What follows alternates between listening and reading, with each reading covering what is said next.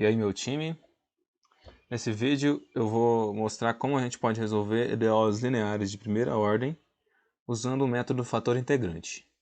Primeiramente, lembre-se que uma equação diferencial ordinária geral tem a seguinte forma. Ou seja, a incógnita y é considerada como uma função de variável independente t e a equação é uma expressão envolvendo as derivadas da incógnita. Como exemplo de uma equação diferencial, a gente pode ter e elevado a y duas linhas mais y' ln de t mais y menos cosseno de t igual a zero. Ou seja, é uma expressão envolvendo a incógnita y, suas derivadas e a variável independente t. A gente vai supor que é sempre possível isolar a derivada de maior ordem, ou seja, vamos considerar equações do tipo a derivada enésima igual a uma função que depende da variável independente, da própria incógnita e das outras derivadas. Vamos ver um exemplo de por que isso é interessante. Considere a equação y' ao quadrado menos y igual a zero. A maior derivada que aparece aqui é a primeira, y'. Então, se eu for tentar isolar essa derivada, o que vai acontecer? Eu vou escrever y' ao quadrado igual a y. E daí, o y' ele pode ser mais ou menos raiz quadrada de y. Então acaba que na verdade eu tenho duas equações. Y' pode ser raiz quadrada de y ou y' igual a menos raiz quadrada de y. E aí nessas equações a gente vai poder aplicar os métodos que a gente vai discutir aqui. Vamos começar com equações de primeira ordem, ou seja, equações do tipo y' igual a uma função que depende de t e de y. Antes de procurar por soluções, vale perguntar: será que existem soluções? E se existem, essas soluções são únicas? O próximo resultado traz uma certa tranquilidade a respeito dessas questões. Esse resultado é conhecido como teorema de existência e unicidade de soluções de EDOs de primeira ordem. Suponha que f e a derivada parcial de f em relação a y sejam contínuas em alguma vizinhança de t0. Ou seja, eu tenho um ponto aqui de coordenadas t0 e y0 e eu quero que essas funções sejam contínuas num conjunto contendo esse cara que caiba pelo menos uma bola aberta, digamos, com centro nesse ponto. O resultado fala que nessas hipóteses vai existir uma vizinhança de t0 na qual o problema de valor inicial dado pela equação y' igual a f de ty e a condição inicial y de t0 igual a y0 vai possuir uma única solução. Ou seja, vai existir um intervalinho aqui em volta do t0 e uma função definida nesse intervalo que é a única solução do PVI nesse intervalo aqui. Então, basicamente, se a nossa função f for bem comportada, no sentido de que ela é contínua, e a derivada dela em relação a y é contínua na vizinhança do ponto que determina as condições iniciais, então o PVI vai ter uma única solução. A gente já sabe que um EDO linear é uma equação que pode ser escrita dessa forma aqui, ou seja, uma soma de produtos de funções da variável independente t pelas derivadas de y. E tudo isso igual a uma outra função de t. Se a equação for de primeira ordem, vai ficar assim. Essa é uma equação de primeira ordem porque a derivada de maior ordem da incógnita que aparece é a derivada primeira. Para os valores de t onde essa função se anula, esse termo aqui vai sumir e não vai nem ser uma equação diferencial. E aí nos pontos onde o A0 é diferente de zero, a gente pode dividir a equação toda por A0. E aqui vai ficar y' mais A1 de t sobre A0 de t vezes y igual a g de t sobre a 0 de t. E aí chamando esse quociente aqui de A e esse aqui de B, a gente vai ficar com a equação na forma y' mais A de t y igual a B de t. Certo? Isso aqui é o que a gente vai chamar de forma geral da equação linear de primeira ordem. Mas vamos chamar essa forma aqui de equação estrela. Agora vamos verificar que esse tipo de equação está contemplado pelo teorema de existência e unicidade. Lembrando que o teorema de existência e unicidade diz que se eu escrevo o meu PVI dessa forma, y' igual a f de ty, em condição inicial y de t0 igual a y0, se a função f e a sua derivada parcial em relação a y for contínua na vizinhança do ponto t0 y0, então essa equação vai ter uma única solução que leva t0 em y0. Então vamos considerar um PVI com uma equação linear de primeira ordem e essa condição inicial. Da primeira equação a gente pode escrever y' igual a menos a de t vezes y mais b de t. Então chamando isso aqui de f de ty. Agora a gente está na forma do teorema. Então a gente precisa encontrar condições para que a função f e a sua derivada parcial em relação a y sejam contínuas no ponto t0 e y0. Mas para isso, basta que as funções a de t e b de t sejam contínuas, já que a função f, que é isso aqui, é somas e produtos de funções contínuas. Então a f também vai ser contínua. A derivada da f em relação a y vai ser menos a de t, que também vai ser contínua. Então, pelo teorema de existência e unicidade, este PVI tem solução única. Agora vamos simplificar ainda mais nosso problema, colocando a função b identicamente nula. E a nossa equação então vai ficar y' mais a de t y igual a zero. Essa é a chamada equação diferencial linear homogênea, associada à equação estrela, que a gente vai denotar por LH. A equação estrela, então, é chamada de equação linear não homogênea, ou LNH. Agora veja que a função nula, y identicamente zero, ela é uma solução desse PVI, que é uma equação linear homogênea, e a condição que leva t0 em zero, qualquer que seja o número real t0 e qualquer que seja a função a de t. Além disso, se a função a de t for contínua, em um intervalo contendo t0, pelo teorema de existência e unicidade, essa é a única solução. Em outras palavras, se uma solução da equação linear homogênea se anula em algum ponto, então essa solução é a solução nula. Agora vamos ver como que a gente pode resolver a equação linear homogênea de primeira ordem.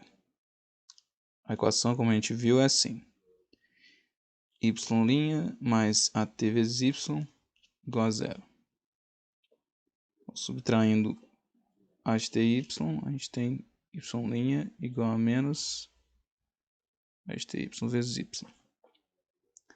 Agora, a gente sabe que a função y não se anula, a não ser que ela seja função nula. Certo? Então vamos procurar as soluções não nulas da equação linear homogênea. Se a função não for não nula, eu posso dividir os dois lados por y aqui. Vai ficar com y' sobre y igual a menos a de t. Agora, observe que y' sobre y, eu posso ver isso como a derivada em relação a t da função ln do módulo de y.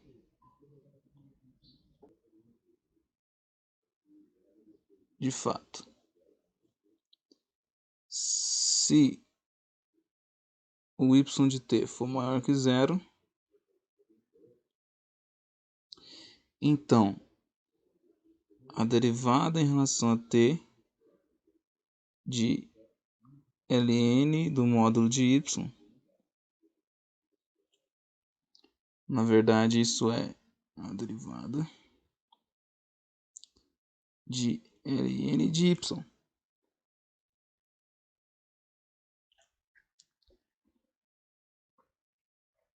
Certo? Porque y positivo significa que ele é igual ao seu próprio módulo. Isso aqui vai ser, pela regra da cadeia, a derivada da ln aplicada em y, ou seja, 1 sobre y, vezes a derivada de y, que é, como a gente queria, y' sobre y.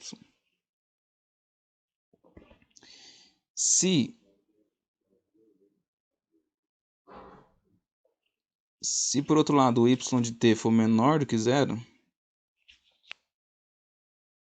então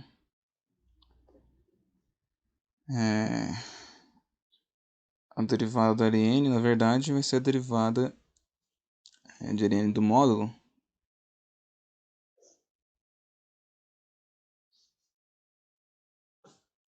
vai ser a derivada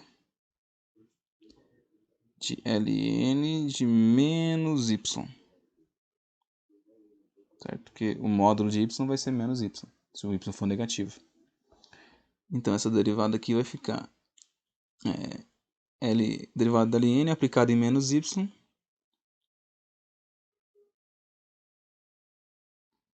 vezes a derivada de menos y, que é menos derivada de y. Certo? Então eu tenho menos com menos aqui em cima. Vai ficar de novo y' sobre y. Certo? Então, em qualquer dos dois casos, se y tanto for positiva quanto negativa, essa igualdade vale. Essa igualdade aqui, y' sobre y, é realmente a derivada em relação a t de ln do módulo de y. Então vamos substituir lá de novo onde a gente parou, na equação. Então o que a gente tinha lá era assim, y' sobre y igual a menos a de t.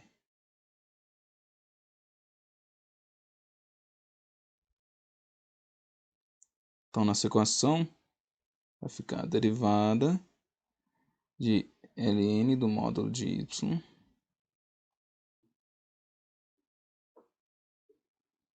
igual a menos a de t. Agora, a derivada dessa função ln é essa aqui. Então significa que ln na verdade é uma primitiva daquela função a de t. Ou seja, ln do módulo de y de t é na verdade a integral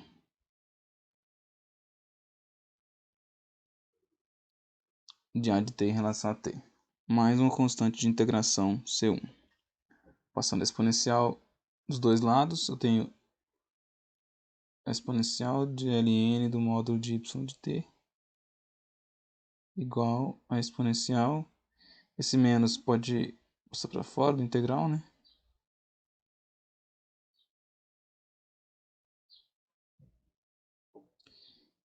A exponencial da ln de alguma coisa é a própria coisa. Então aqui do lado de cá eu tenho y, módulo de y de t,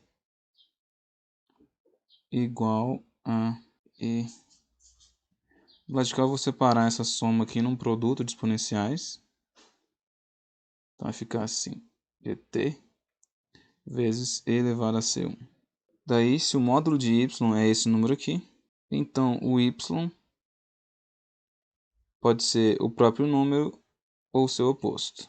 Então, y de t é igual a mais ou menos e elevado a c1 vezes a exponencial dessa integral aqui. Esse mais ou menos e elevado a c1 eu posso considerar como uma única constante, é um valor constante, não depende de t. Então, eu vou considerar como uma única constante c. Então, nossa função vai ficar y de t igual a c elevado a menos integral de a de t dt. Observe que eu não fiz nenhuma hipótese ao decorrer da dedução aqui. Então, a gente pode dizer que essa é a solução geral da equação homogênea. Essa constante C vai ser unicamente determinada pelas condições iniciais, quando eu tiver um PVI. Agora vamos fazer uns exemplos. O primeiro é o seguinte: determine a solução geral da equação y' mais 2ty igual a zero. Então veja que nesse caso, a função a de t é 2t. Então a nossa solução vai ser, segundo o que a gente acabou de fazer, a solução geral vai ser c multiplicado por e elevado a menos integral de a de t dt, que é c vezes e elevado a menos integral de 2t dt, ou seja, c vezes e elevado a menos a integral de 2t é t ao quadrado. Então essa é a solução geral da equação que ele pediu.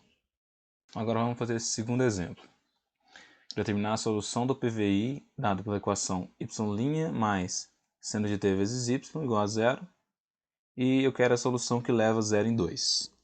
Então nesse caso, a função que a gente chamou de a de t é seno de t. Então a solução geral é y de t c elevado a menos integral de seno de t dt.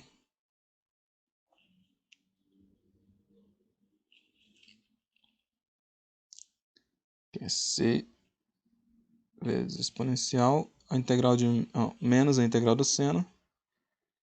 A integral do seno é menos cosseno, então isso aqui é cosseno de t. Portanto, a solução geral vai ser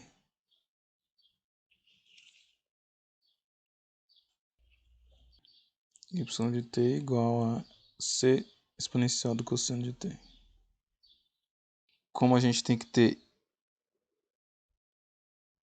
no zero, essa função tem que valer 2. Então 2, que é y de zero, por um lado é igual a c vezes e elevado a cosseno de zero. Mais cosseno de zero é 1. Então isso aqui vai ficar igual a c vezes e. Ou seja, a constante c deve ser 2 vezes e elevado a menos 1. Então, a solução do PVI vai ser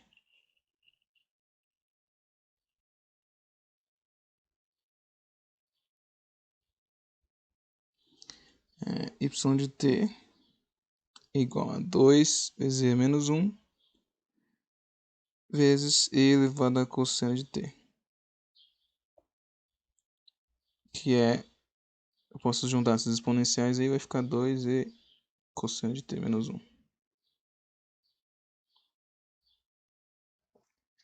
Por enquanto é isso. No próximo vídeo eu vou falar como a gente pode resolver a equação linear não homogênea. Até a próxima!